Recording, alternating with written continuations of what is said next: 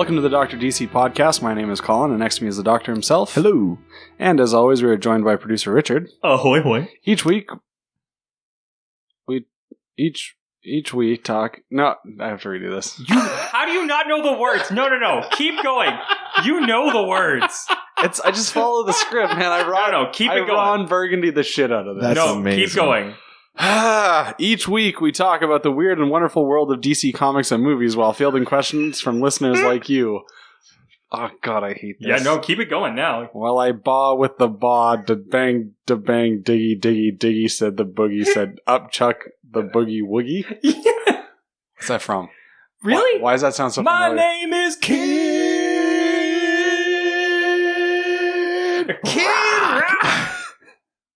Come on. I was like, that sounds really familiar, Yeah. but I don't know what it is. Except, normally it's done a little less reluctance. There's a little more like chutzpah behind it. Sorry, a little bit more what? Bow with the ball, the bang, diggy, diggy, diggy, set the boogie, set up, chuck, the boogie, woogie. I hate you guys. And in news, Justice League garners positive social media reaction. Oh, shit. Yeah. So the first, has it opened in China? I don't remember exactly, but the embargo has lifted though for people that have seen. China opens it. That have seen. Movies do not open in China. Oh, jeez. In Soviet Russia. Movie opens you. Yikes. To a whole new way of thinking, I suppose. Yeah, but basically people have been, generally positive about it. I think there's been a couple of comments that maybe the plot feels slightly rushed, but that might be part of the 2-hour runtime. But otherwise, I think in terms of the tone and the action and like actually seeing the Justice League come together and like do something cool on screen, it seems to be going pretty well. So we're seeing it next weekend. Are you getting excited? Am I getting excited? I'm I'm wearing loose pants. He's gotten excited. Twice. I'm wearing plastic loose pants. Oh, I think that might be worse. For all the jizz. Thank you. Just wanted to quantify. You know when someone like tells a joke and then before you can laugh, they start explaining it? Yeah, that's how you make it funnier. Is it because of the jizz? That's comedy 101. Yeah. Everyone knows that. Yeah. How are they supposed to know it's funny if you don't tell them it? Yeah, that's right. If you don't say it immediately. Yeah, exactly. Yeah. That's some BoJack Horseman shit right there.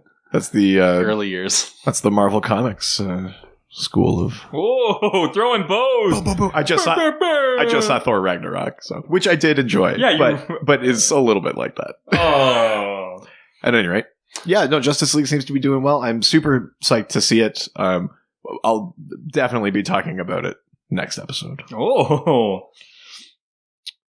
Brian Michael Bendis, now exclusive at DC Comics. Yeah, Brian Michael Bendis is like a long time. This is huge crazy. Marvel Comics creator, and like I didn't even hear like a rumor about this. DC just kind of dropped this bombshell earlier in the last week. Classic Bendis They just bombshell. said Bendis just signed an exclusive deal with DC Comics. How he's been with Marvel for how long? Oh God, I don't know, but like forever. He's like one of their big.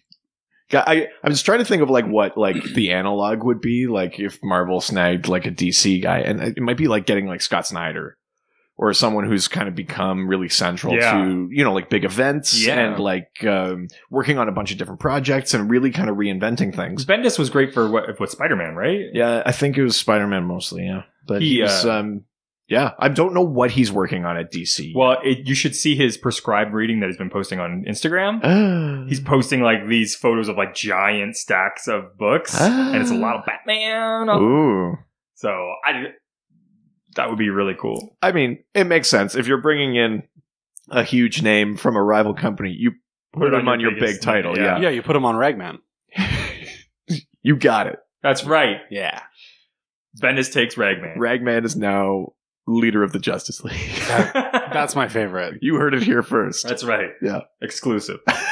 Exclusive fake news. So fake news. Doom Patrol hinted for Titans TV show by Jeff Johns. Yeah, we've talked about the Doom Patrol a little bit. They're that kind of team of misfit heroes, the ones whose quote unquote powers are really curses. They're outcasts in society. So it's Robot Man, Elastigirl, Negative Man, Mento. There's like quite a few other Coagula. It's been quite a Crazy Jane, Danny the Street, quite a number of members over the years. But yeah, it's just been kind of hinted, teased that they may get like an appearance on this live action Titans show, which would be kind of cool. Again, like this is just like those like early kind of hints, so there's no real indication of like what it would be or what the story would involve, but it would be neat to see that team come to life, because I think even in like Smallville and things like that, I don't think we've seen a live action Doom Patrol. I think this might be the first go of it. I think so. I've never heard of anything else. Yeah. I really like the idea that of like Negative Man being like similar to like an Eeyore type. Oh, bother. Oh dear. We're going. I'll be over here if anyone needs me. Not that you will. What's that guy's deal? He's so negative, man. That's a great idea for your name. Oh! I'll be a superhero. Okay, I guess. Yeah, Negative Man. You want to be on our Doom Patrol? All right, guys, let's go beat them. I don't know if our chances are so good. Jesus, Negative Man.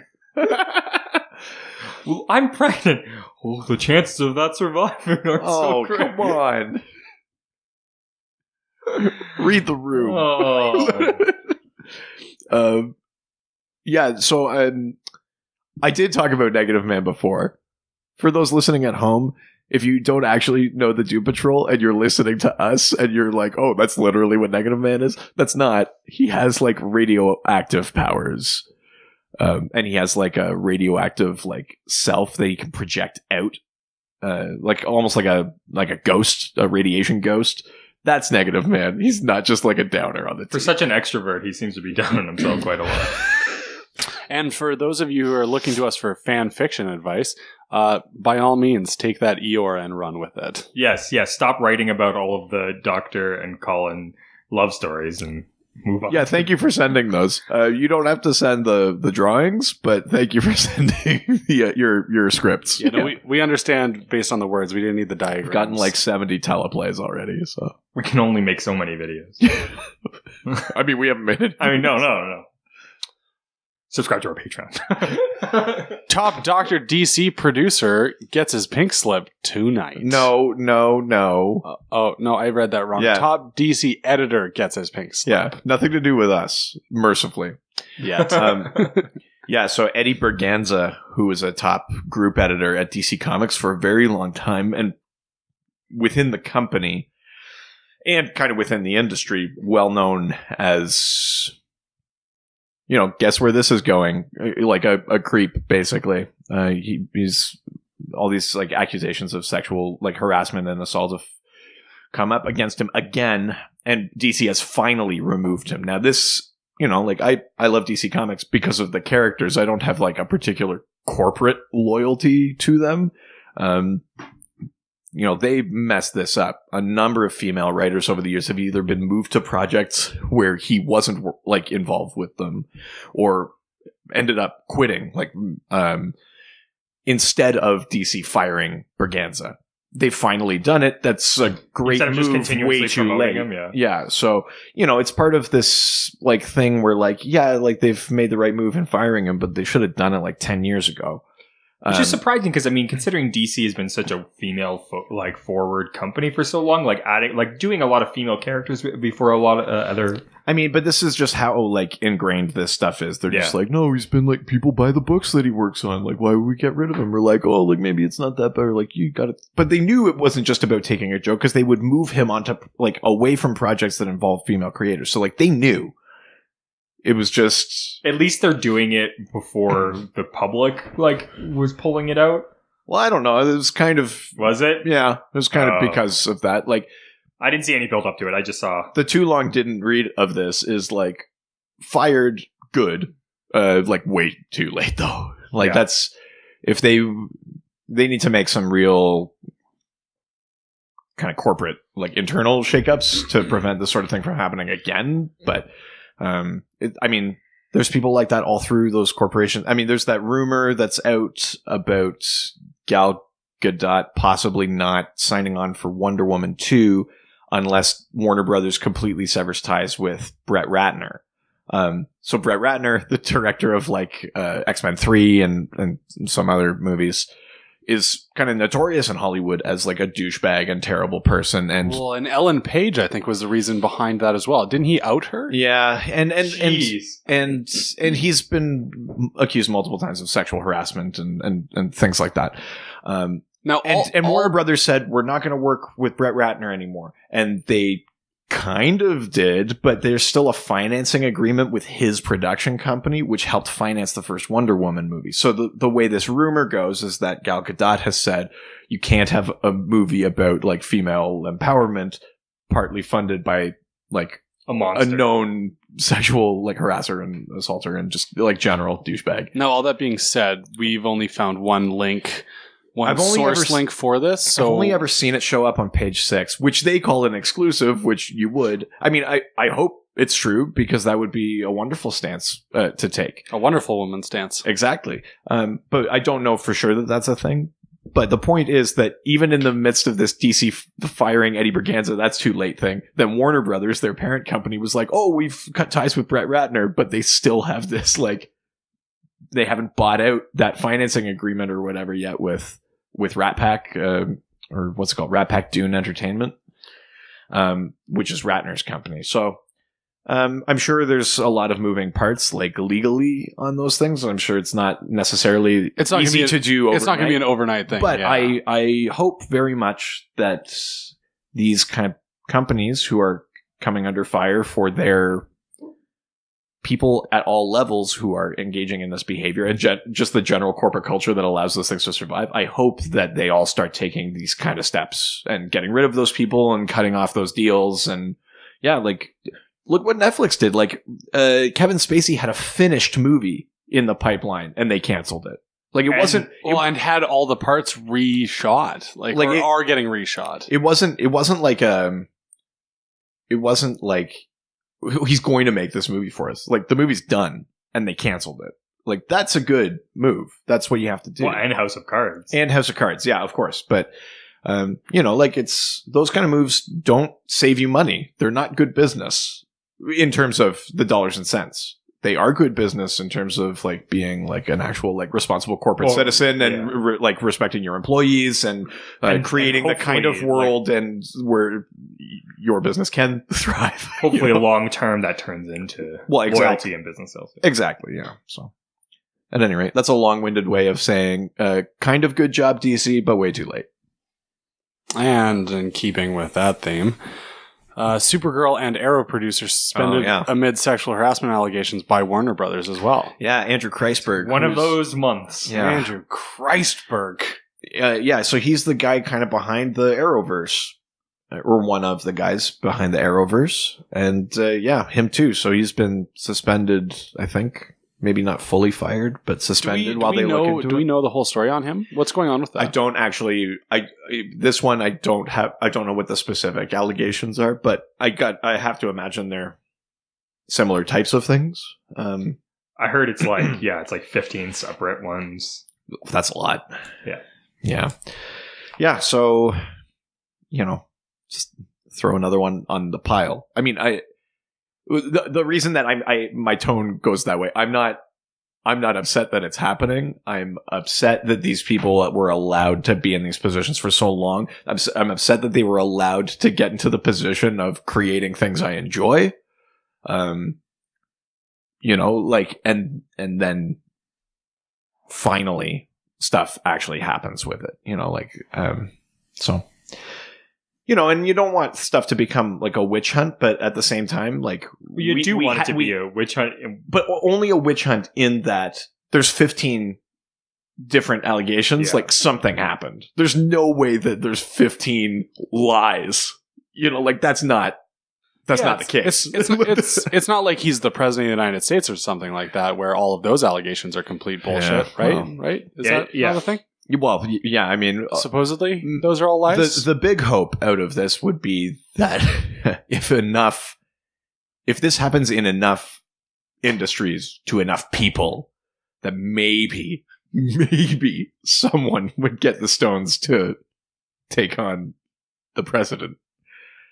I doubt it, but I would hope. Just the fact that it takes such a staggering number of women to come forward, and men as well, in all of this. It's a to lot say, less men, to be honest. Well, but it's the Spacey thing was one man. That's what I mean. And there was immediate action. This has gone around like online. Like people have pointed this out too. But like one guy came forward and broke the Spacey thing, and then all of that, like the repercussions happened right away. And then it takes like 15 cases for Andrew Kreisberg, or however many years for Brett Ratner or Eddie Berganza or whoever these people are, like, or Weinstein.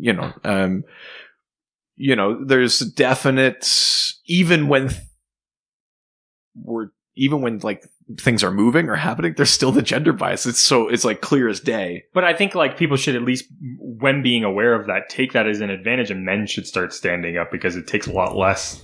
Like if they're a fear of losing their job, well, a lot of the times it just takes one man. Well, it shuts the whole thing down. This is the other thing, and what we're learning about all of these like industry things is that like people knew. They might not have known specifically what happened in a given hotel room on a given day, but like people knew. Yeah. Especially in the case of Weinstein, people knew, but DC clearly knew because they were basically like walling Berganza off. So they knew something was wrong. They knew something was wrong enough that they had to get him away from female creators, but not wrong enough to get, like, you know what I mean? Like, there's what this is exposing more than anything is that like inherent like culture of allowing it to thrive. So hopefully these moves and things like shake things up, and hopefully that won't be the case anymore. But if it's that institutionalized, it's going to take a lot more than just a couple of people getting fired. But dudes start saying something, because it goes a long way, unfortunately, more than if a woman does it. And it's not just about like, I mean, we'll move on from this, but like ultimately it's not just about saying something when a crime happens, but it's about like when you're just like hanging out with people and they say something that is part of the culture that allows for those terrible actions to happen, you have to call people out on it. Yeah, like you guys do to me all the time. Yes. Constantly. Like we're trying to fix you, Richard. There's ain't I a stinker? You know what I mean though? Like you just gotta like, if you work in one of those places where like you think your boss would be like, oh, you just can't take a joke. Like, call your boss out. Yeah. That's a dangerous position for you, maybe, but it's the right one.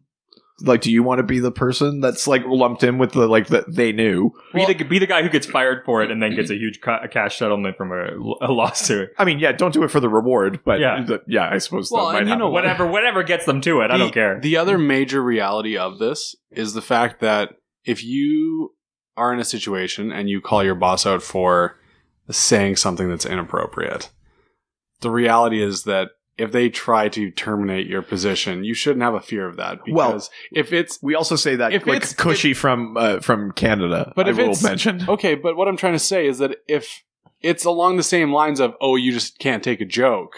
Yeah. It's kind of like, oh, well, no, I can, but that's not funny. Yeah. Right? And so it goes on the same foot, where if they're too sensitive to understand that their joke isn't funny, they should be just as understanding that, you clearly can't take the joke. Yeah, exactly. It is what it is. Mera gets her first solo title. Yeah. Mera, wife of Aquaman, Queen of Atlantis, has been around since the 60s. She's a long-time part of that mythology. And she's getting her first solo title. It's coming in 2018. So it's, that's exciting. It's always exciting when there are multiple kind of Aquaman stories in the mix. Doesn't necessarily happen all that often. Sometimes it's just maybe like an Aquaman-centered arc in the Justice League comic while his solo series keeps going, but there was like Aquaman and the Others during the New 52, so there were 2 titles going there. It's really excited to see another corner of this now explored with the Mera title. She's a great character, in many ways much more powerful than Aquaman. Aquaman doesn't actually have power over water. His trident kind of does, but he doesn't. But Mera herself is like aquakinetic. She can turn water into like constructs like a Green Lantern can with light. But she can also, like cause tidal waves and she's like massively powerful. So it's really cool to see her get her own series. I think it's a mini series. I don't think it's an ongoing, but it'll be neat nonetheless. She's gonna fuck shit up with water, as she often does. I like that. There's a relatively recent Justice League comic where she takes on the whole league at once. That's amazing. Yeah. Now, is this like a book series, or is this going to be television? No, this is comic book. Okay. Yeah. Cool. James Tynion the Fourth teases the full return of Connor Kent Superboy this December. Yeah. So, and Richard's going to play Superboy. Look at that. Like that again, this is comics, not real life. Got it. Not real life. Yeah. Yeah. And as for those of you at home who weren't sure, again, this is about comics, not real life. So comics are real life, man. Bro, finally. So through the Rebirth era, there have been little kind of tweaks to the history that's basically trying to realign the continuity to what it was before Flashpoint. And I had said in an earlier episode, Flashpoint really messed with the sidekicks. Like a bunch of them were like erased from history, or their stories were really changed. And one that like didn't make it was Connor Kent, Superboy. And things are kind of spiraling right now with Mr. Oz, who was revealed to be Jor-El, who's kind of working on behalf of probably Dr. Manhattan. It's weird that the way his name's pronounced. Jor-El. Yeah, I don't know. That's how it is. Does he wear Sorels? That's definitive. But things have been kind of spiraling. And there's in a recent issue of Detective Comics, there's an actual reference to, like Tim Drake says, the name Connor is in my head. I don't know why. So yeah, Connor Kent, the post-crisis Superboy, looks like he's going to be coming back, which is very exciting because that's a really neat character. This is the one that I had told you guys about before, who's like a clone who is like half Kal-El and half Lex Luthor. Yes. Yeah. And apparently I've pre-ordered my Doomsday Clock. Which cover did you get? There's just a bunch of different covers for Doomsday Clock, so... I wanted to know if... I'm assuming you've pre-ordered. Well, I don't... I have my list of But things. you don't know what... I believe I'm getting that cover that's been... like going around, it's like Superman and his leg is turning into like cogs and like pieces of a clock, rad. and Dr. Manhattan's face is behind him. That's the one I want because it's fucking rad. I love it. Yeah. I'm so excited. But yeah, there are like variant covers because this is a big event. There's like all sorts of things for collectors, people who, want to buy something, put it in plastic, get it graded, and then like hang it on their wall. This is a good opportunity for you guys because there's lots of variant covers and that sort of thing. But I may get more than one copy. I want to know what you guys are getting. Yeah. Like tweet Please. at us or like send a message on Facebook or whatever. I would love to know what cover you're getting, or when you get it, take a picture. Hashtag Doomsday Clock cover Dr. DC. This is what you wanted. Don't tweet anything else because you won't have enough characters. How about just Doomsday cover? Hashtag Doomsday cover. Or that one. Hashtag Whatever. DDC. Or DDC. For DDC. For DDC. DDC? You know me. Hashtag DDC. Dr. DC. No, it'd be Doomsday. DDC DCC. It would be Dr. DC Doomsday Clock cover. Yeah, okay, yes. Yeah, it's so definitively, if you've made it this far and you haven't turned the podcast off, when you get your issue of Doomsday Clock, take a picture, send it to us, hashtag DDC DCC. Totally simple. I'm so glad we did that. I'm glad. Jessica Cruz takes center stage in new DC superhero girls series. Yeah, so the superhero girls series has really like taken off. It takes like female heroes and villains, and it basically like puts them in like school together. There's a really like cleverly titled story called Finals Crisis. Yeah, right. That's really cute. Right? So Jessica Cruz is the most recent human Green Lantern, and the first female human Green Lantern. She is now part of that series. She's being folded into that. So it's just adding another great character to. I've talked about her before too. What's great about her is that this is a character who was like so fearful and so agoraphobic that she like basically like locked herself in her apartment. But this Green Lantern ring found her anyway. Like even though she's the most fearful person, but found her, and it's all been about her overcoming her fears. She wasn't already fearless and then got a ring. So that's a really like interesting bit of like character work, so it'd be neat to see how they adapt that sort of stuff for this like kids series. DC Superhero Girls' first trade volume has sold over 100,000 copies. Yeah, so just connected to show how popular that is. Yeah, 100,000 copies of the trade have been sold already, which is a ton. Awesome. There's not. It's hard for any book.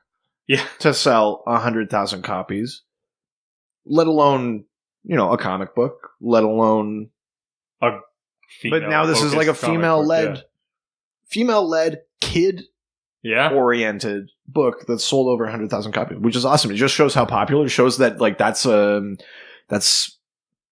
don't want this to sound too like businessy, but like to use the words, it's like a market that was like underserved. Like there's clearly an appetite for those kind of stories. So yeah, hopefully that leads to more. It clearly will lead to more superhero girls because they've just added Jessica Cruz, but like hopefully it leads to like different types of those stories as well. So our theme this week is good intentions. That's right. Good intentions. And we started off with, I think, the best possible example of good intentions is this story from Action Comics, Volume 2, number 40, which I had given to Colin last week to read.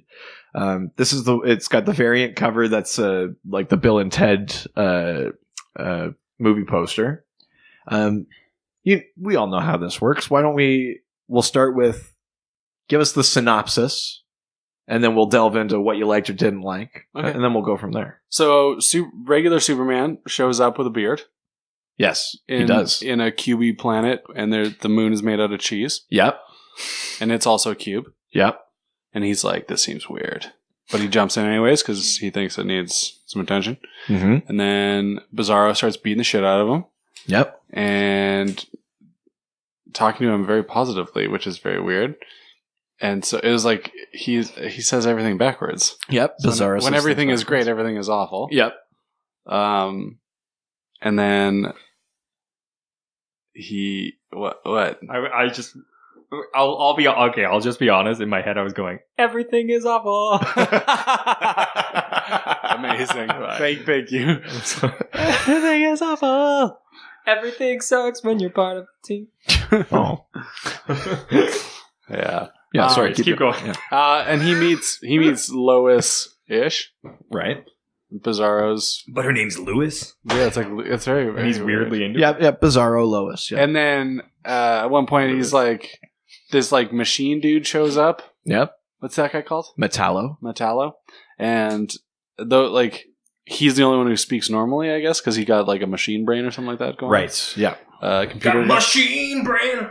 Better than that mushy, stupid human brain. And so he's like, yeah, you gotta help me get all these guys under control because they're all crazy. And Superman's like, sorry, dude, I gotta go. There's a glimmer over there for my portal. I'm gonna jump out. And then what's the big bad guy that shows up? Doomsday shows up. Yeah, and he's not so good.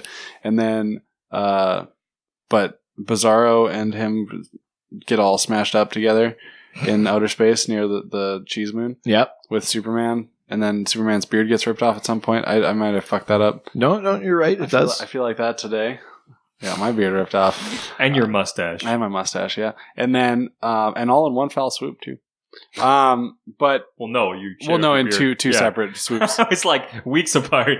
Yeah. And then, but Doomsday, infects Bizarro. So Bizarro turns into like Doomsarro or something. Yeah, exactly. Nailed it. And then they come crashing back into the cubey Earth, and he's like spitting out cute, adorable shit all over their planet, and then it starts at like I don't know. It's a nightmare. Yeah, it's all bad. Yeah, I mean, if that sounds insane at home, it is insane to read. It is insane to read intentionally. So yeah, so there's a few things that will make all of that weirdness make a little bit of sense. So, first things first. Superman does start off this issue with a beard, and that's just a holdover from the previous storyline. And he's being thrown through the multiverse, and he ends up on Earth 29, which is the Bizarro universe. So the Earth is a cube, and the moon is a cube, and physics is all wonky, and the world's populated by Bizarro versions of everybody. Yeah, and they speak backwards, and like things are inverted on this world. So, he would say things like, "Me am worst enemy of people," and that means that he's like everyone's best friend. He's like the savior of their planet or something. Yeah, exactly. But not only do we meet Bizarro Superman, we meet the Bizarro League. Yeah, we meet Batzarro, the Injustice League, or they're called. Yeah, I think they're called the Injustice League. There's a Green Lantern who's yellow and keeps like shooting himself in the face and things like that. The Aquaman, like Bizarro Aquaman, wears like a fishbowl on his head, like full of water. They're like wacky, weird, like inversions of the characters. So Superman lands on this world and he is trying to get back, but then he meets Metallo, and the reason that Metallo is the only one that's sane on this world. He has a machine brain. So logic he's the only one with like actual logic, in this Bizarro world. So Metallo sees himself as actually trying to save the world, because every time Bizarro goes to save the day, he like knocks a building over, or like something terrible happens. And Superman doesn't just say, "No, I won't help you," to Metallo. What he says is, and this kind of goes back to like a thing that happened in that Booster Gold comic that you read, where Superman says, like, in this world, they are the heroes. Like, everyone loves them. They are, like, quote unquote, saving the day. Like, I shouldn't interfere. This is how things work here. And then, yes, Doomsday arrives through this, like, rift in the multiverse. Like, the actual Doomsday from Prime Continuity. And now the thing we have to catch up on here is that earlier in Action Comics and Superman, part of Doomsday's evolution is that he now releases this spore called the Doomsday virus that can turn people into Doomsday. Because Superman at one point has been affected by that, yes, as described in this. Yeah, exactly. There was a story called Superman Doomed, where in order to save Smallville, he sucked all of the spores up. He breathed them all in with his super breath, and he basically became like a version of Doomsday, and he ultimately fought the infection, whatever. But so Doomsday shows up, and Bizarro gets infected, but on the regular Earth, what happens is Doomsday kind of absorbs energy from around him, and things die and wilt and that. But because he's on the Bizarro Earth and the physics and the universe are different, that's why like flowers spring up and like things like all these happy things like unicorns and that show up, which to Bizarro is as bad as watching the world burn. And it's one of these little like friendly imps that shows up and like magically removes Superman's beard and stuff like that. And basically, yeah, Bizarro and Superman team up to fight Doomsday. Bizarro becomes Doomsarro. And they ultimately defeat the evil, and Superman goes back to Prime Earth. But basically, it's like a little one-issue sojourn in the Bizarro universe. Well, doesn't Bizarro defeat Doomsarro by like flying into the sun or something like that? He does, yeah. Yeah. He does. And everyone's like, "Oh no, he's like, I'm, terrible monster or whatever." Yeah. Or no, that's what Superman says to Lois. Yes. That he was unworthy or something like that. And we're not worthy. Yeah, totally like that. Yeah. Yeah, so, but Bizarro does end up surviving, and he rids himself of the Doomsday virus, and, he saves the Bizarro day. Yeah, it's like a weird little comic. What did you think of it? I really liked it. You did? I thought it was goofy. Well, so what about it? What about it worked for you? Okay, at first I was really annoyed. So I was like, oh, this is so stupid, all this backwards nonsense talk.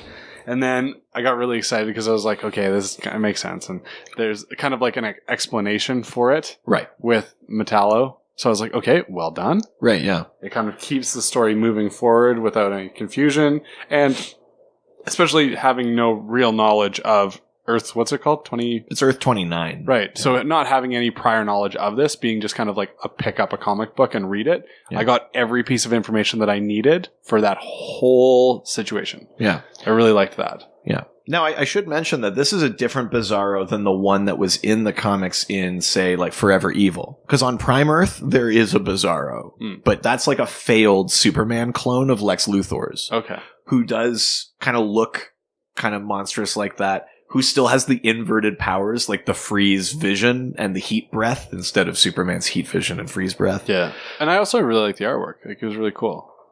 Yeah, well, it's very, like, colorful, very cartoony. Yeah, this Bizarro is different in that he's... It was also very ugly, too, though. Yes, yeah. You know, like, and not just to point out, like, the fact that Lois is kind of looks like a zombie, but, like, they all kind of look like zombie-esque. Yeah. You know?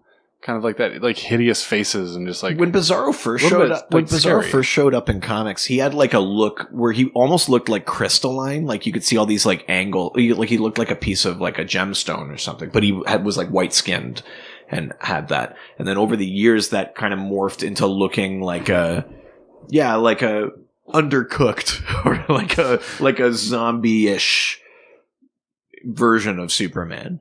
So yeah, all of baked humans, all of the citizens of the Bizarro universe look like that. Everything is awful.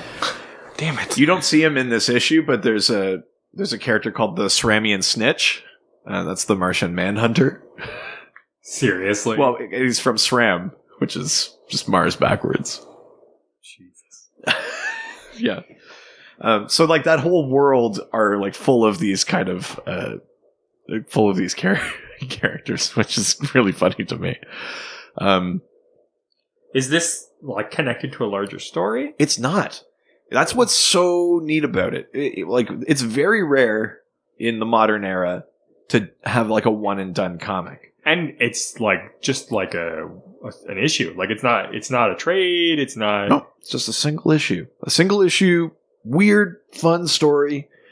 I mean, it's Action Comics 40 and they had just finished an arc. That's like, if you're going to see those things, like that's when you would do it. You'd bomb it in for like the special issue or whatever. It's like a Doctor Who Christmas episode. Yeah, kind of. What I like about it though is that it feels very much like that, like the 60s, like the Silver Age of like silly comics. You know, like that was like the era. Captain Carrot. Yeah, Captain Carrot. It's the era where like Green Lantern's ring didn't work against the color yellow. Like instead of like being about fear or anything like that, it was just like we need an arbitrary like thing. This is what it is. So I kind of like that about this. Now, Colin, as someone who loves Bill and Ted, Bill and Ted, but also like just largely unfamiliar with things. I know you said you enjoyed this. There were some good like explanations of what was happening.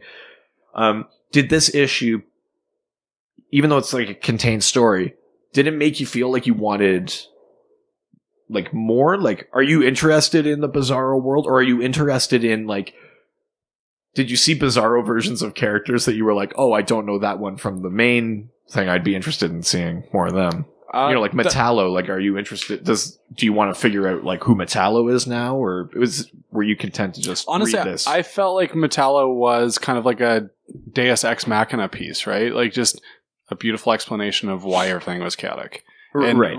Rather than kind of get bogged down on like, oh boy, I wonder who he is. Sure, yeah. Normal Earth.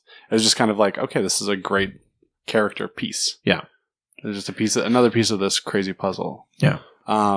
Did it make you want to go back, for example, and read like that Doomsday story? Because you knew, you know, like they reference it in here, and you just said, like, I know that Superman had been infected by this thing. Well, yeah, because it's also explained inside the book. But that's what I mean. But like having that explained in there, Did it make you want to go back and see that? See maybe if it made like a connection? Not really. It was. I found I think we've kind of established the fact that I really enjoy very concise linear pieces. Well, that's true. And so for me, it was very clear. Like, okay, they're saying that this has already happened, so that's cool. I get that. It sucks that happened to him. I can imagine that was awful. Yeah, he did something terrible or whatever was the case, because Bizarro was just like instantly just transformed. Yeah. Right? Like he had like branches growing out of it. Like it was crazy. Yeah. Doomsday, yeah. Yeah. And so I was kind of like, oh, crazy. All right. Well, I can only half imagine what would have happened to Superman. And it was kind of good just to, just to have that contained within that story. I really enjoy the one-off stories. Yeah.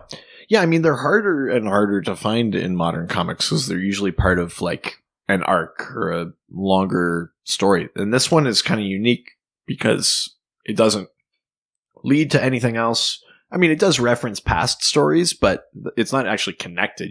This isn't necessary reading in this like Doomsday saga or anything like that. Was there anything got to the point, which is great? Was there anything you didn't like? I know generally you enjoyed this one, but was there something that you were like I wish you hadn't done that, or something that maybe would have made some of those story points even clearer, or was there anything like that? Honestly, not really. I felt like this was really well done. I really enjoyed the fact that right out of the gates, just opening it, you're seeing cubed Earth and cheese cubed moon, and immediately the rational thinker goes, "Oh, something's not right here." Yeah. So it kind of throws you into this world of like, this is gonna be weird. Yeah, because it describes immediately like, oh, the physics of a cubed Earth doesn't make any sense, right? And it says it right there in the pages. So that was really good. No, I really felt like this book was very well done. Yeah. The artwork was perfect, and I felt like the explanations for things were very concise and clear. I don't know about you, but I what I like about this issue is that Bizarro is very easily written as like too dumb, and he is. But when you put him in the context of his own Earth, I actually find Bizarro like very sympathetic.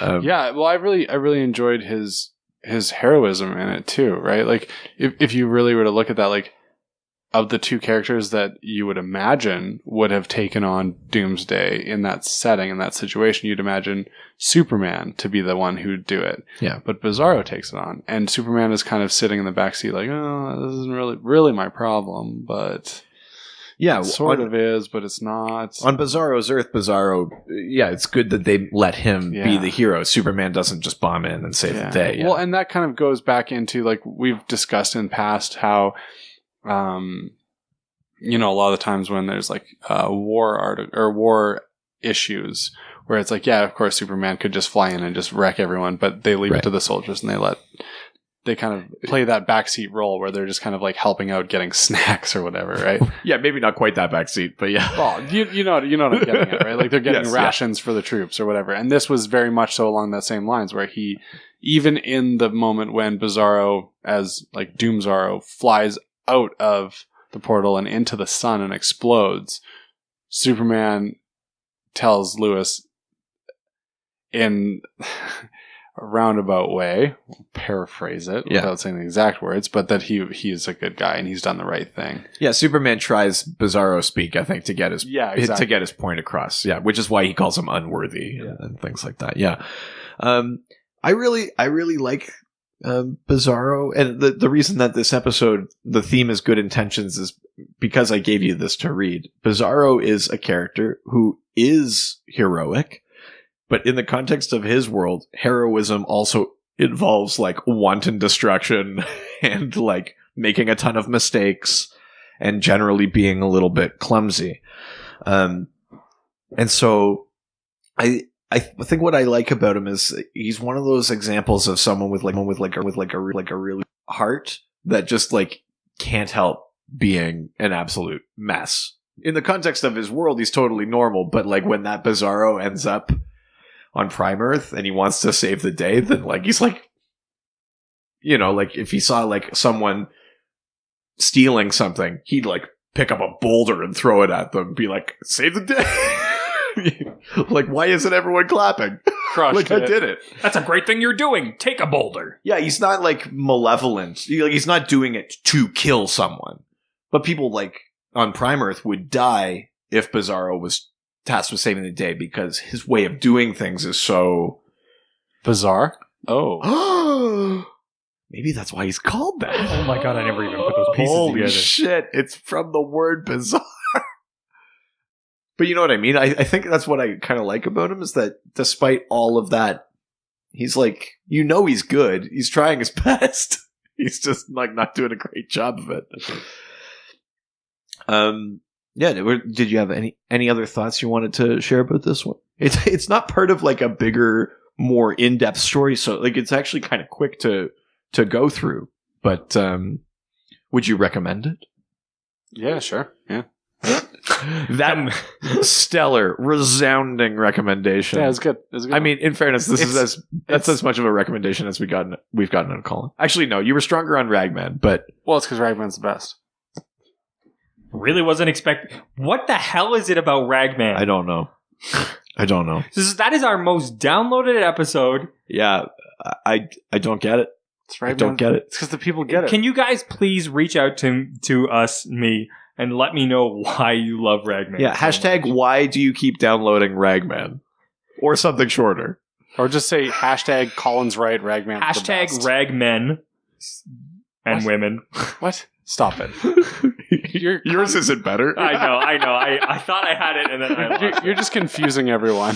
I know. Please, but But I'm definitely confused. reach out. Definitely Yes. reach out. Like, I don't know why that Ragman one is so popular, but at any rate, It's because Ragman's the best. I said it. But you Already would covered it. recommend this to It was good. Yeah, it was really well done. if you haven't read it, definitely go. If you see Action Comics Volume 2, number 40, so that's the new 52 version of Action Comics. If you see issue number 40, definitely pick it up. It's a really hilarious, contained, do bizarre they all story. have the same covers? No. So this one had like the Bill and Ted's. This is a variant cover. Like, Okay. but in that month, all of the issues that came out, you could get the movie poster variants. So, like, I have a issue of Justice League that's like the Magic Mike poster. I have like an You issue would. of. I would, yeah, yeah, that's you true. would, and you do. I think the Because Green you did. Lantern one that month was like 2001: A Space Odyssey. Oh, neat. There's some really cool ones in there. The Batgirl one, I think, was Purple Rain. Purple rain. Exactly. Purple rain. Go on. That's Yeah, that's what I thought. the movie's really good. Yeah, it is very good.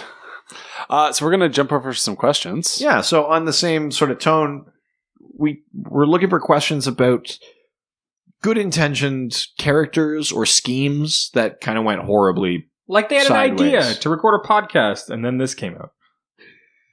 Sometimes the road to hell is paved in good intentions. And we will keep paving that road. That's right. It might turn around at some point. We will keep paving that road. Until we get as many downloads as the Ragman episode did. Oh, that Ragman episode is fire. Ragman is Pure the fire. best.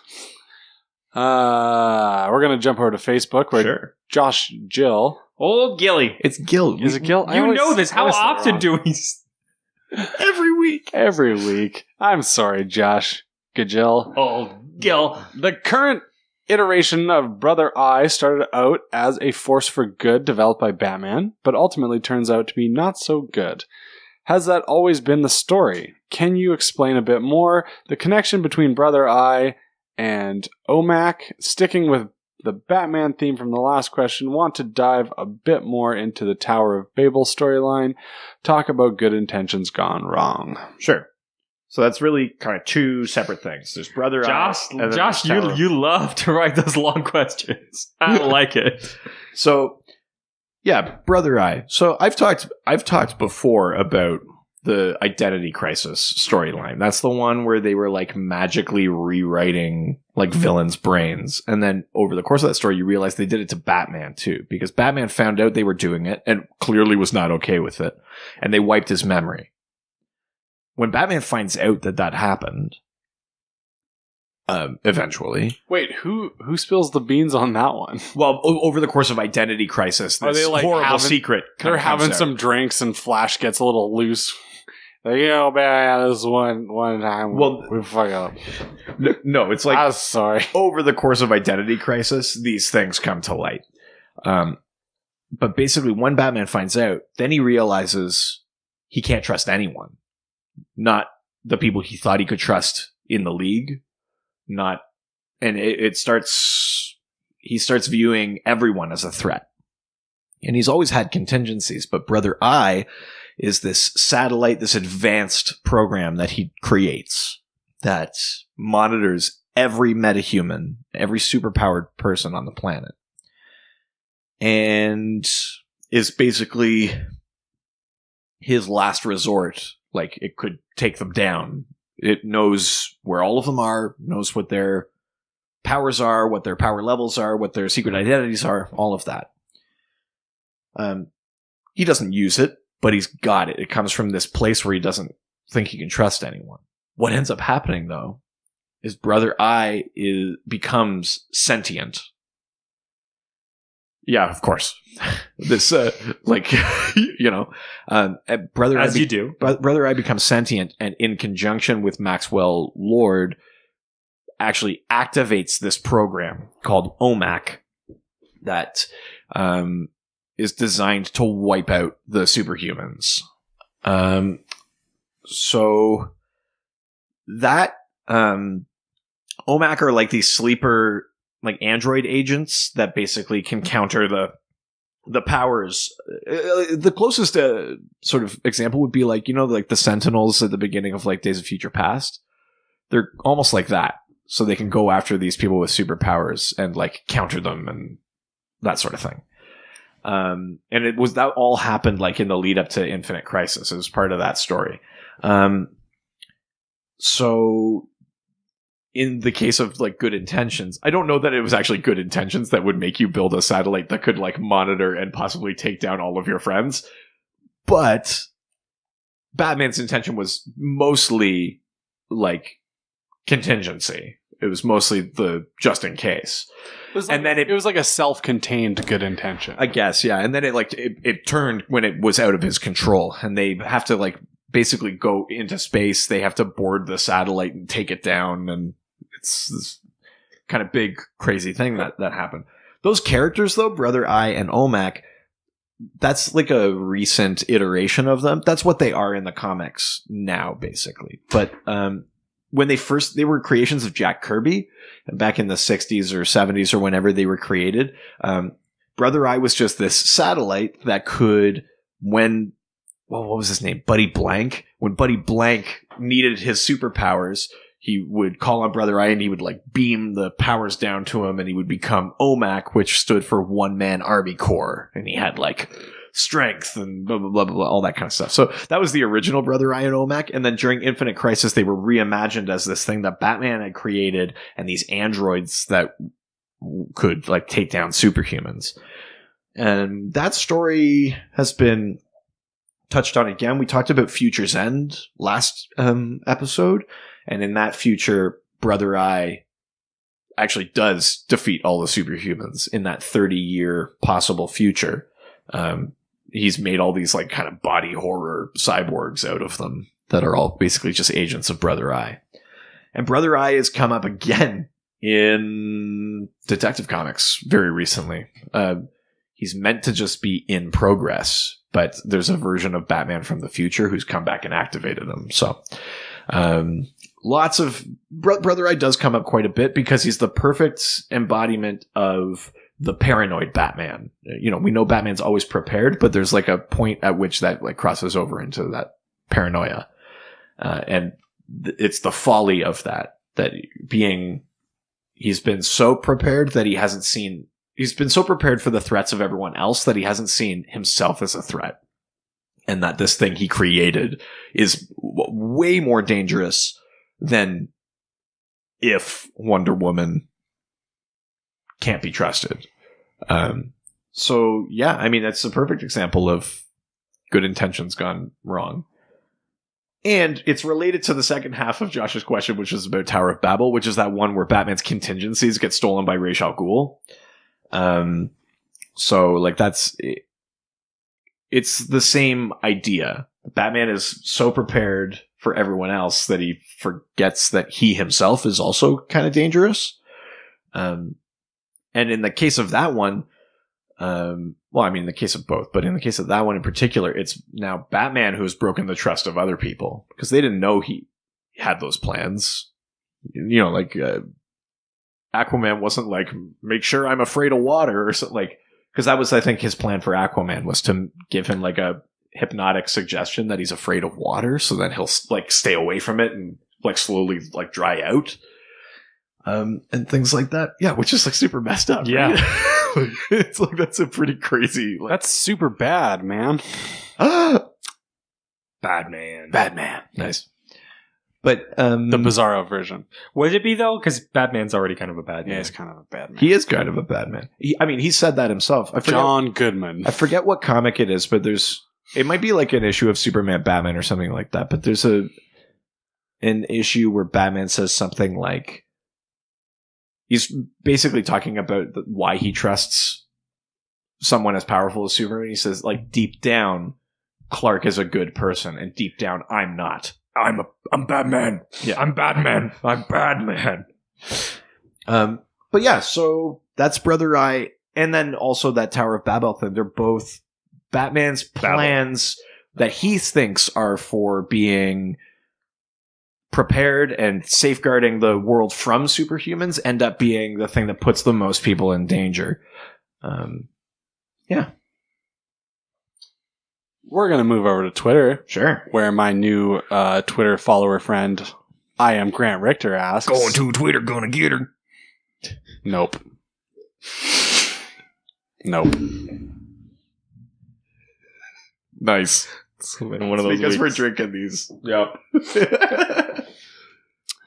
Grant Richter asks, Pariah witnessing the birth of the universe comes to mind. Yeah.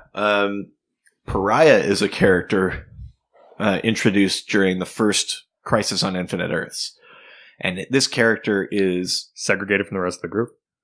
Kind of. I mean, in a way.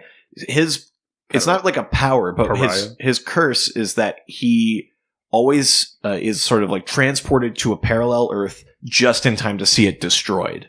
Jeez. Yeah. And remember, there are infinite Earths, so he's been doing this for a while. And in the case of Crisis on Infinite Earths, the Anti-Monitor is actively wiping out worlds. So he's constantly being kind of bounced around. And this dude's karma card is like punched out. Well, but why is his karma card punched out? It's because the number one rule in time travel in the DC universe is you never talk about time travel. Well, it should be. Yeah. But you cannot witness the moment of creation. And if you do, bad things happen. Really? Yeah. So when Krona witnesses creation... Is that why there's no picture it didn't happen for the creation of the universe? Are you proud of yourself? A little bit. Yeah. That's nice. So when people have witnessed the creation of the universe, it's either created parallel worlds, it actually like made the multiverse instead of just one Earth, or it created the antimatter universe, which is like the home of the Anti-Monitor, who became like the greatest threat to existence. And in Pariah's case, part of that is like it bestowed him this curse of being bounced around from Earth to Earth just in time to watch it be destroyed and unable to save it. But why did he do it? Like, what were the good intentions? He was a scientist. Pariah, it's that science, like, it's the, like, all about coulda, not shoulda kind of thing. Like, so this guy was like the Neil deGrasse Tyson. I guess if Neil deGrasse Tyson had that kind of cosmic power. He has a show called Cosmos. I think he's got it under control. Guys, we have to stop him. All of reality is at stake. I like Neil deGrasse You can't Tyson. Stop me. I'll kill you all. That's not a terrible Neil deGrasse I know.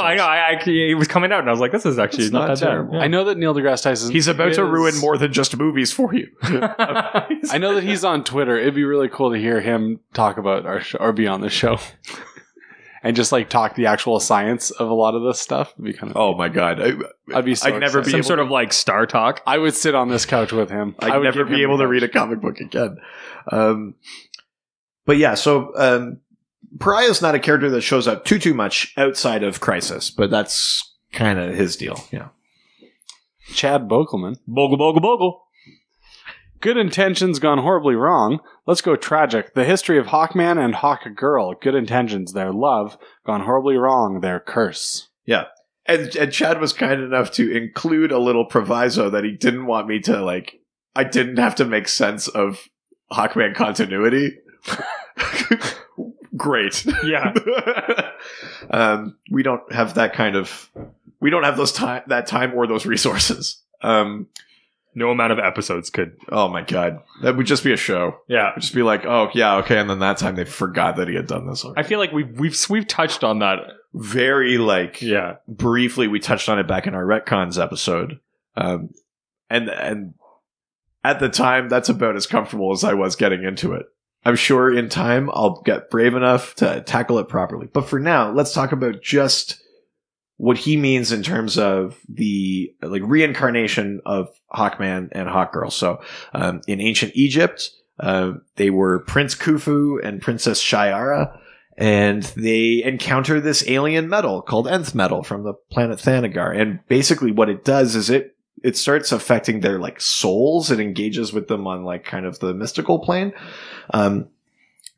Their love ends up being the thing that binds their souls to the mortal realm. The nth metal kind of activates something, but it's them being in love with each other that does it. And they're eventually killed by this priest called Hathset, who stabs them with an nth metal blade. And it starts this cycle of reincarnation where they are constantly, they die, they're born again, they find each other and fall in love to be killed by Hathset again. Is that the magician guy? Hathset? Yeah. No. So on the Flash, they have a magician guy. That's Oh, no. So on the show, they changed it up a little bit. They made Vandal Savage the third kind of part of that. Vandal Savage is immortal, but is connected to something different in the comics than that. But yeah, they basically subbed him in as Hathset in the shows. because then they pull him into Legends of Tomorrow, right? Yeah, exactly. He was the big bad of the first season. Can I also say that I really wish that Hawkgirl and Vibe could have gotten together. Yeah, but Vibe and Gypsy are really great. So Yeah. I dig that now. But at any rate, so this one's a little. If anything, I actually think that the good intention. I'm using the word good intention very loosely. It's actually flipped. It's not that Hawkman and Hawkgirl's love was the good intention gone wrong. There was nothing wrong with them being in love with each other. But if you were to imagine that Hathset is the hero of his own story, then his good intention is to kill this prince and princess. And that's it. And then just take power for himself and live out his days. But what he sets in motion by killing them is now he's trapped in that cycle of reincarnation. So it's really his He's the one that always kills them, but like they'll never fully die. He just has to. They at least get to be in love in every lifetime. So he has to constantly just be reborn again and kill them again, and then it just happens over and over. I'm assuming that he, in his broken mind, had good intentions for killing them, and then put himself in a bad situation. Well, this is the thing. Yeah, like it's not a good intention because he was going to kill them. I'm sure that he justified it in his brain somehow. But yeah, exactly. Like for his plan, he just intended a particular thing that would give him a good quote unquote outcome. Because we're using good as in the like, not necessarily the idea itself. But like from his perspective, like if he's like the protagonist of his own story, this was the thing he was going to do that was going to give him everything he wanted, and it trapped him in that cycle with them. Of course, like unintentionally because it involves this alien metal and all these things. But with Hawkman and Hawkgirl, especially when it comes to the reincarnation, there's this whole idea of like fate and prophecy. Like in that era, of Prince Khufu and Princess Shayara, like Naboo exists, and Naboo is the sorcerer who's Naboo? not the planet. No, Oh. no, Well, that's a bomb bad mistake. I miss I think that's a bomb, bad. Naboo is the sorcerer whose like spirit exists in the helmet of fate. He's part of Dr. Fate. So there's this idea of like fatalism kind of wound in there, that this was maybe always going to happen, but it's literally set in motion by them being stabbed with that nth metal blade. So yeah. You done? No. I have many more questions. Oh, good. Yeah. For example, Dave Rossi. Sinestro and Major Disaster come to mind on the character side. As for schemes, Batman's plan to defeat the JLA falling into evil hands ranks up there. Batman created Brother Eye, Hal Jordan snapping for trying to bring Coast City back? Yeah. Hal Jordan snapping for trying to bring Coast City. Why did he snap? What's the deal there? Well, at least Major Disaster is a terrible name. we can tick two of these things. Major Disaster. We can tick off Batman's plans to defeat the JLA. I always prefer Major Pain. Oh, that's not a good. It's a good That's a great movie! It's not. It's a good movie. It's not. It's a good movie. It's not at all. It's a good movie. It's so good. It's a good movie. My wife really likes that. Yeah, you're fucking right. Those Wayans are top notch. Yeah, they've never hit a false note. Never a Never falter. once. Yeah, so we don't have to talk about Batman basically because we've already mentioned his plans falling into the wrong hands, and we've talked about Brother Eye. So Sinestro was a Green Lantern, and he was like the most powerful Green Lantern. And then what you learn is that he he uses his power basically to like. That wasn't me. Just for the record, I know that I'm notorious for hitting the That was actually me for the first That time. was you. But now I feel like it's like a cool, like... If I have that. You want me to bring that? if we do another like creepy Doctober thing, Oh, that's that's like right. it's like the bell toll. Yeah, I like that. Yeah. Okay. But Sinestro basically uses his Green Lantern ring to become a dictator on his homeworld. He sees that as preserving order. He's basically eradicating crime by like micromanaging the lives of his citizens. So like in his mind, he is embodying the thing that Green Lanterns are meant to be doing, which is providing order and security. But of course he goes to that like fascist place with it. So yeah, he's obviously gone wrong there. But to him, he's still, to this day, even after all the atrocities he's committed and creating the Sinestro Corps and declaring war on the Green Lanterns and et cetera, the long list, Sinestro still sees himself as like a savior. In Blackest Night, he's the one that takes the White Lantern entity and becomes the first White Lantern to try and defeat Necron, like the big bad of that story. Because Sinestro still believes he's the hero of the story. He always thinks that. So yeah, he's a great example of that. I mean, he uses his power improperly, and he ends up imprisoned in the antimatter universe and then becomes this big villain. But for all that, he still thinks that the Green Lanterns don't do enough, that they say that they preserve order, but they don't actually do anything for it. So he still sees himself as like an actual hero that way. Major Disaster is interesting. This is a villain who started off with some technology that would allow him to cause like natural disasters. And then he's defeated, and somehow that kind of technology and stuff kind of fuse with him, and he kind of gets that power. And he is a villain, but on a couple of occasions he's attempted to reform, or the Justice League has been like, we could use your help in this case. Do you want like a chance at redemption? And he's gone for it. But by the nature of his powers, it doesn't often go well. They always pull the football out right as he's going to take a quick, swift kick. I mean, he kind of pulls the football out on himself. Yeah, exactly. There's one time where he tries to, he's fighting a villain or something in New York City, and he ends up turning like Times Square into this kind of like smoldering rubble. There's another instance where, oh god, I think the use of his powers also starts driving him insane. So, like, even if you take his good intention the way that we did with Hathset, where, like, as a villain, he's like, I'm going to use these powers to get even or whatever. Like, that's what I'm going to do. It ends up backfiring on him because, like, the use of those powers starts driving him nuts. And he ends up being kind of a joke. Like, he's part of the throwaway team that was known as Justice League Antarctica, whose members include Big Sur and Gnort. So that should tell you, like, the caliber of that team. And penguins. Actually, he does try to defeat a bunch of penguins at one point. But what about that penguin? No, not the penguin. Just the actual animal, which is even sadder. A fucking waste. Yeah, right? So, yeah, Major Disaster, I think either way you slice it, he's either trying to do good and he kind of causes damage in the process, or he's not trying to do good and he's hurting himself more than he is, like, benefiting himself. And then the last one in this question... Right.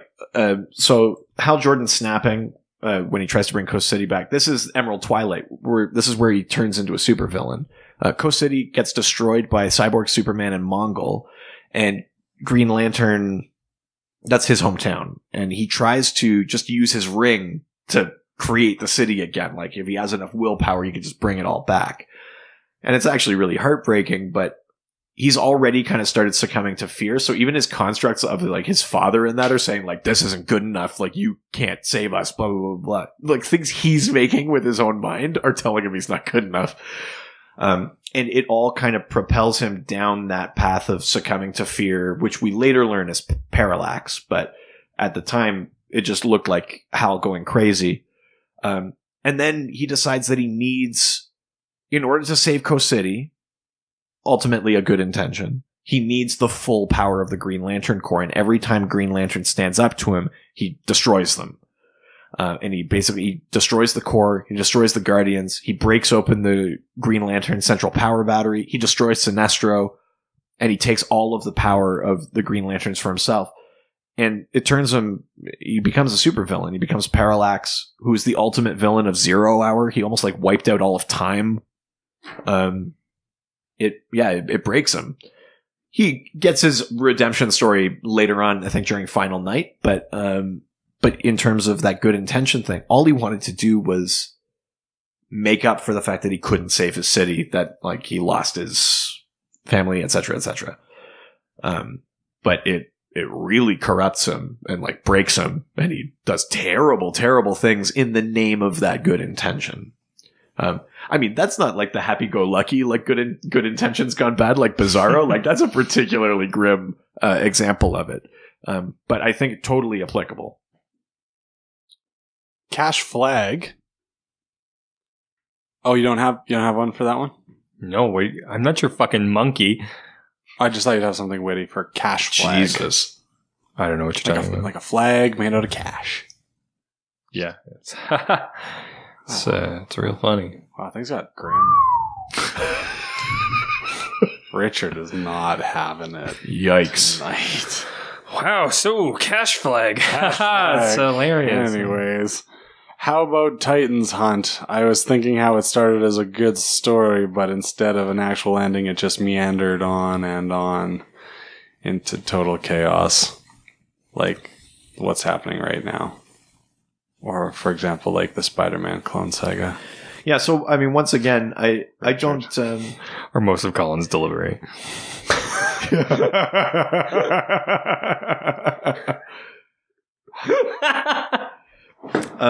So, yeah, once again, I mean, I don't read Spider-Man, so unfortunately, I don't know what the Clone Saga is. But from what Cash has described, it meanders into total chaos. So Titan's Nailed Hunt, it. So like I said, when the New 52 happened, the sidekicks got their stories, like, crazy messed up. Titan's Hunt was a story that came out that was trying to, like, fix some of it, that basically, like, proposed that they had this secret history that they've all forgotten, and that, like, the world has forgotten, and it tries to, like, reinsert the era of the Teen Titans, like, back into the histories of characters like Nightwing and Arsenal and things like that. Which is a great idea to try and bring some of those things back. It does get a little confusing because we're talking about, like, memories wiped, but, like, whose memory was wiped and for how long, and, like, how does that actually, like, fit into the timeline and things like that. Titan's Hunt is ultimately not as chaotic as it was on its own, because now we know it's part of this larger piece involving Dr. Manhattan. So like Titans Hunt led into the current Titans series where Wally West came back and he was like, no, I know you guys just like got your memories back, but like there's a whole bunch of shit that still isn't fixed. So like it became kind of like a launching pad for the idea that there's actually a lot more secret history to DC. This question is funny that Cash brings this up because the good intention thing is like meta. He's like literally talking about like this story is meant to fix something and it made it worse. I think I disagree though. I don't think it's that meandering. I don't think it's that chaotic. I actually think it's it does I mean there's issues with it, but like it does a pretty good job of taking the prehistory and finding a way for it to fit into what was the new continuity, the new 52. And then when DC editorial was like, we're going to do this whole rebirth thing, we're going to bring back a bunch of the old continuity, it actually flows very nicely into that because it's already dealing with those ideas that there's like something to the fabric of reality is wrong. I like it. The book's pretty good. It brought back a bunch of characters like Bumblebee, Guardian, Omen, Gnark, like some weird characters. And it also brought back like the core ones, like Tempest, Nightwing, Arsenal, Donna Troy. And that series has been, and Titans, not Titans Hunt anymore, but Titans has been a consistently good series as well. So I actually think that a little bit of patience is the key to that story not being chaotic. They might not have known where it was going when it started. I think that's probably a fair note to give. But knowing that it's all kind of tying into this Doomsday Clock thing, I think if you go back and read Titans Hunt through Titans, it actually makes a lot of sense. And Titans has now referenced Titans Hunt in tying things together. So Mr. Twister is like the big bad of Titans Hunt. And it's revealed Mr. Twister and his sister? Yeah, well, Mr. Twister, and they reveal they like wipe their own memories so that he can't come back and stuff like that. Like they do it to like save the world. And they've very recently tied Mr. Twister and some of these other things to this bigger kind of cosmic threat. So, Cash Flag, I would strongly encourage you to give Titans Hunt another go, but only if you like are reading Titans. Like put them together as one big series, because I think you may find it pays off a little more nicely than maybe it did on its own as like an 8-issue series or whatever it ended up being. All right, we're going to jump over to Instagram where we get all my favorite questions. Let's do it. KCross202. Oh shit, KCross202 for life. He lives. Oh, apparently did you eat a Snickers? This is your buddy. You got your Snickers. You're not being such a whiny little bitch anymore. Oh my god, I think the mics are turned off. I'll fucking kill you. Wow. Anyways, KCross202 says, in a questionable fashion, I can only think of Flashpoint. You son of a bitch. But what other major character had such an impact like Flashpoint? Yeah, I mean, Flashpoint is the ultimate good intention gone wrong. Barry Allen in Rebirth discovers that... Barry Allen! I wasn't doing it, for the record.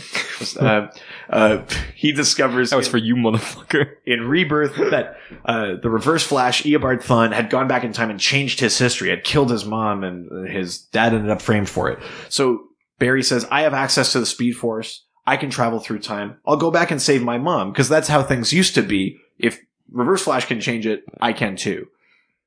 There are convoluted Speed Force reasons that that's not true, but basically Barry goes back in time, saves his mom, and the act of doing that shatters history and creates a world where, for example, Superman's rocket doesn't land in a field in Kansas, it lands in the middle of Metropolis and like kills like thousands of people.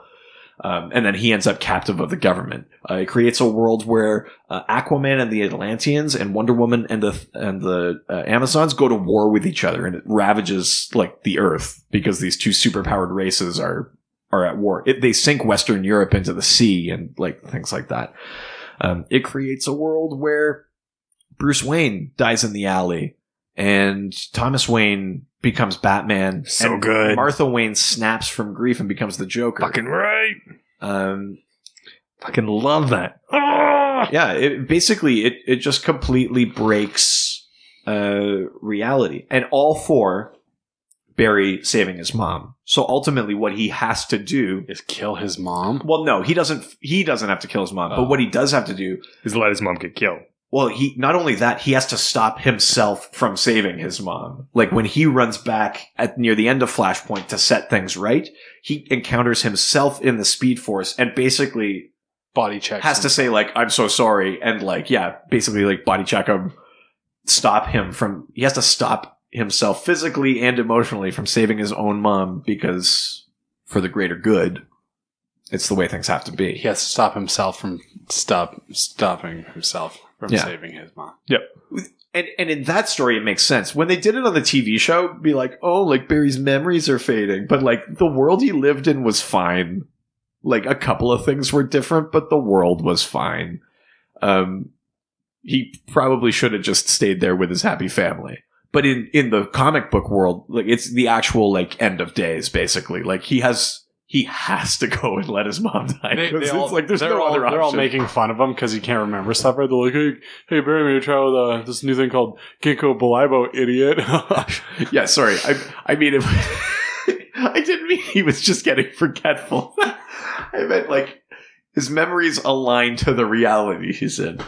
God, I really didn't paint a very good picture there. Yeah, no. Be like, oh, I thought I had my keys. Oh shit, damn it! I wonder where those are. Sorry, Richard, you're gonna have to pay for lunch again, I guess. I keep forgetting. I swear things. I had my wallet. Wink. Oh, other me must have taken it to the past and not save our ma. Never mind. I left my wallet in the past. I like that. Superhero problems in my past. Am I right? In my past pants. Yeah. I mean, Flashpoint is. If Bizarro is the ultimate character embodiment of good intentions but like poor execution, Flashpoint is the story equivalent. It's a real like punch to the gut. It's all he wanted to do was save his mom, and he shatters history in both directions. Like things that happened before that event are altered just as much as things that happen after that event. Wait, how does he affect the past? They explain it as something called like a time boom. So like instead of a sonic boom, it's a time boom. When he breaks the time barrier, it shatters in all directions, not just from the moment that he changed onward, which is why it like alters when like Superman's rocket crash lands and things like that. Yeah, hopefully that answers that question for you. I think that's it. I think we did it. I think that's the one. Yeah, right on. We got through a lot. There was lots of news. We talked about a comic book, and we took lots of questions. We had good intentions of making an episode, and we got the one we did. So what's... Oh, I love it. I was about to ask, so where did it go wrong? And okay. Just starting. That's all. Oh. Oh shit! We forgot to hit record. Oh god! All the red lights are on. I had all the best good, right? intentions. I tried my best. Tell us your biggest regret. Hashtag good intentions. No, let's not. Okay, sorry. No. Should we not do that? No. Fuck. You know what? I've this whole time I've been also looking on Amazon trying to get the Earth 1 Green Lantern issue, and I realized that it's not coming out until fucking March. Yeah. I'm really not happy about that. I was wondering what you were doing. Yeah, and I'm just like, really? No wonder you were cranky. I know. I really want it. This podcast has been so worth it already that to hear Colin say that he enjoys like certain things, that he's excited to see Justice League. Mm-hmm.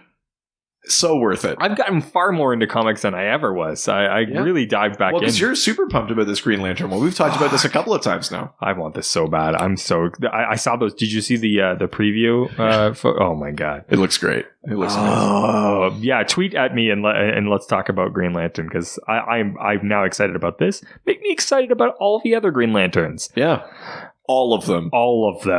That's Hashtag all of them. all 7,200 Green Lanterns, 2 for each sector.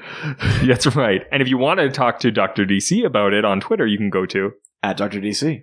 Or on Facebook at Dr. DC Podcast. or on Instagram, Dr. DC Podcast. or on our website. drdcpodcast.com or .ca. or you can go to our email, drdcpodcast@gmail.com. And don't forget to rate review and subscribe. on iTunes. Nailed it. No, we So We're good. becoming one. Make sure that you put a 5-star rating Spartacus. on our Google Play and our iTunes, and We don't know if you'll do it, but leave what Colin says or does or whatever. Or stay tuned for great Kid Rock lyrics. that's right. Oh, God, I hate my life so much. Is that one? The next week will be Picture featuring Sheryl Crow. Oh, just wait. Living my life in a slow. Wow. Okay. Newer Sheryl Crow. No, that's Kid Rock and Is Sheryl it? Crow. Oh, yeah, ugh. Different girl every night at the motel. Yes. Okay. Remember? Yeah. Hey, wasn't he like a bigger name? Why was he Next staying to in motels? her. I don't know. I think that's part of his image, though. He was a okay. bigger name, but I think the Kid Rock image is motel. Ugh. Anyways. Specifically a Hey, what's- motel without a door. What's the difference between motel and hotel? It's a motor inn. So I think the idea is that the motel is the one where you just drive up and all of the entrances Yeah, to it's the rooms one are just floor, out yeah. on the street. Gross. I don't even think it has to be on the street, but it's that like you get to it like via the parking lot. Right? Yeah. There are those like 2-story ones. I think that's the idea. Motel Holiday Inn. Tune in next week for Dr. Hotel, where I explain the difference between A hotel and a villa. the presidential suite and the wedding suite. Dr. Rent-A-Room. Dr. Rent-A-Room. What a terrible podcast. This week we're tackling Airbnbs. 1-800 Dr. Rent a Room. Yeah, it does sound like a business. Yeah, I like it. At any rate, hit us up on all of those social media things. Give us 5 stars on iTunes. Keep listening and downloading, specifically that Ragman episode. I want to see how high we can get this baby. Yeah, fucking just keep it ripping. Yeah. And next week, definitely tune in because we will all have seen Justice League by then. Fucking great. So excited. Oh, so excited. And if anyone can get us in touch with Neil deGrasse Tyson for an episode, that'd be great too. Yeah, see if he wants to come see Justice What do you League mean? with us. I'm right here. That was good. Well, some kind of sign off. Adios. I'm the baby. Gotta love me. What the fuck? Like, what? Aquaman, all the superheroes. They always fight for what is right. Live with danger and adventure.